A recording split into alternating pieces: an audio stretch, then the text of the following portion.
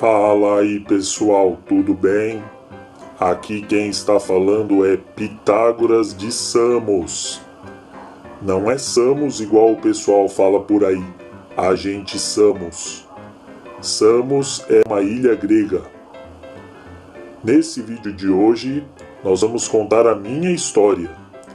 Então fica de olho aí, não esqueça de se inscrever no canal, deixar o seu like e apertar o sininho de notificação. E se vocês tiverem dúvidas, comentem. E agora, bora lá pro vídeo.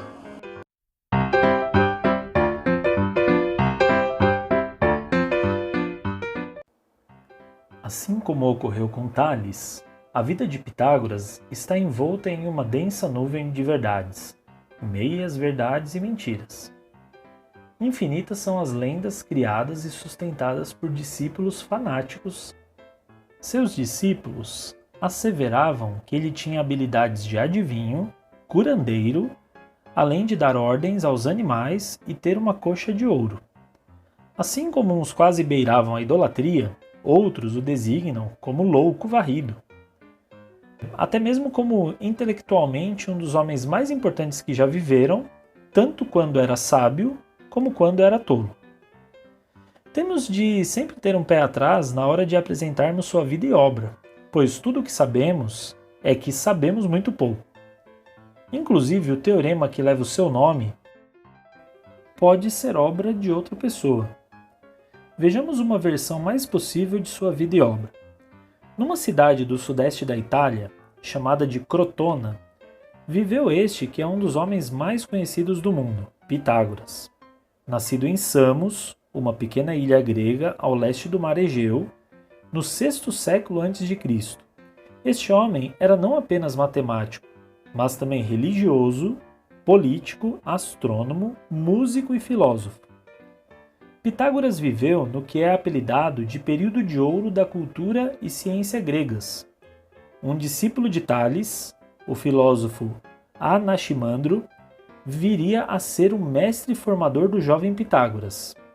Alguns pensam até mesmo que Anaximandro superou em muito, ao menos na filosofia, seu mestre Tales.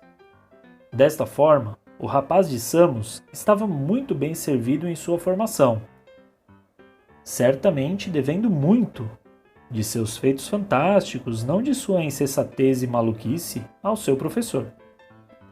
Entretanto, Pitágoras também teve outro mentor, Ferécidas. Este pode ser responsabilizado por certa medida da tolice do moço. Seria ele o inventor da mentempsicose, a doutrina da transmigração da alma, acrescida de um bocado de práticas mágicas. Temos um testemunho preeminente quanto a isso. Um dos maiores dos filósofos, ninguém menos que Aristóteles, testemunha que Pitágoras primeiro trabalhou com a matemática e a aritmética e depois, em certa época, condescendeu com as práticas milagreiras de Ferécidas. Agora, como o jovem tornou-se um dos mais famosos matemáticos? O mais importante é saber onde foi que Pitágoras primeiro trabalhou com matemática e aritmética. Anaximandro era um filósofo cientista. Ferécidas era um filósofo feiticeiro. Nenhum dos dois era matemático. A resposta é simples. Provavelmente desenvolveu sua aprendizagem matemática em suas muitas viagens pelo mundo antigo, especialmente no Egito. Egito? Sim! Tente fazer alguma relação com o que vimos anteriormente. O que há de comum entre o jovem Pitágoras e o Antigo Egito? Está bem, não é tão simples de fazer a correlação. Eis a resposta: os triângulos de lados 3, 4 e 5. Isso pode explicar muita coisa, não? Você deve estar se perguntando, então quer dizer que Pitágoras é apenas o ladrão de um teorema que existia séculos antes dele? A resposta está na pergunta. Ele não é um ladrão justamente porque não havia um teorema sobre as propriedades do triângulo retângulo. Se não havia teorema, não havia como roubá-lo. Quero dizer com isso que, sim, Pitágoras foi o herdeiro e sistematizador de um conhecimento anterior, Mas não, ele não roubou nada. O filósofo matemático não se contentou com que apenas houvesse exemplos particulares de triângulos retângulos que apresentassem determinadas propriedades. Ele desenvolveu uma regra geral que enuncia isso. Ou seja, ele desenvolveu um teorema. Um teorema nada mais é que a enunciação de uma verdade matemática de maneira mais genérica possível, seguida por uma prova, ou, como alguns dizem, demonstração. Pitágoras fica famoso e o teorema é atribuído a seu nome porque foi ele que disse que em um triângulo retângulo, o quadrado da hipotenusa é igual à soma dos quadrados dos catetos. Ele tornou o triângulo 3, 4, 5 dos babilônios e dos egípcios uma verdade matemática inegável e indiscutível, além de estabelecer uma generalização para todo e qualquer triângulo retângulo. Essa foi a maior genialidade de Pitágoras. Após suas descobertas, reflexões e trabalhos no Egito, teria ido para a Babilônia, trazendo de lá o pensamento de que os números teriam significado religioso, o que foi aprimorado pela escola formada por ele posteriormente, a escola pitagórica. Haviam dois tipos de números perfeitos para eles.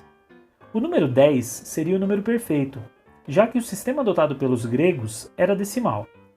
Porém, não era só por isso, mas porquanto o 10 é a soma de 1, 2, 3 e 4, os 4 primeiros números. Por essa razão, levou o nome de tetractis, podendo ser representado por uma pirâmide, símbolo sagrado da escola pitagórica. O outro tipo de número perfeito é aquele que é a soma de seus fatores, excetuando o próprio número. Por exemplo, 28, que é igual à soma de 1 mais 2 mais 4 mais 7 mais 14, que são seus fatores.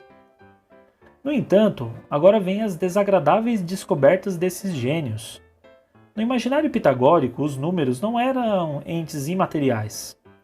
O ímpar simbolizava o limitado e era macho. Já o par, o ilimitado, sendo fêmea. A união dos dois originou o 1, que é par, ímpar, sem sexo, sendo ele a fonte de todos os demais números. Daí decorre uma grande viagem. Depois de sua estadia na Babilônia, teria ido mais ao leste. Soa como uma boa anedota que teria encontrado magos persas, brahmanes indianos e até mesmo druidas celtas. Mas nunca se sabe. Pode ter acontecido. Talvez Pitágoras não tenha ido tão longe quanto a Pérsia ou a Índia, mas pode ter tomado conhecimento dos ensinamentos de magos e brahmanes ao passar pela Fenícia a caminho da Babilônia. Os portos fenícios de Tiro e Sidom eram terminais das rotas comerciais do Oriente, que já se estendiam até a Índia e seriam usadas séculos depois pelos exércitos de Alexandre o Grande. Pitágoras, em seu retorno a Samos, teria exercido papel político. Todavia, teve problemas com o rei tirano que governava a ilha, Polícrates, o que desembocou em um exílio vitalício de lá. E migrou para Crotona, na Itália, onde designou-se filósofo e juntou rapidamente um grupo de alunos para si. Pitágoras também empreendeu investigações práticas de longo alcance, particularmente no campo da harmonia musical. Descobriu que a harmonia musical numa corda esticada, que se fere, ou numa coluna de ar, como na flauta, obedece a razões. Com efeito, as mais belas harmonias correspondiam às mais belas razões. Uma oitava corresponde à razão 2 para 1. Uma quinta corresponde à razão 3 para 2. Uma quarta, à razão 4 para 3. Isso tudo e muito mais é o que o filósofo matemático maluco brilhante descobriu e aprimorou. Ele morreu aos seus 85 anos. Grandes loucuras, grandes projetos e grandes contribuições são provenientes deste insano e sábio matemático grego. Seu corpo está na Terra, mas algumas das suas ideias e métodos estão vivíssimos. O homem morre, a matemática permanece.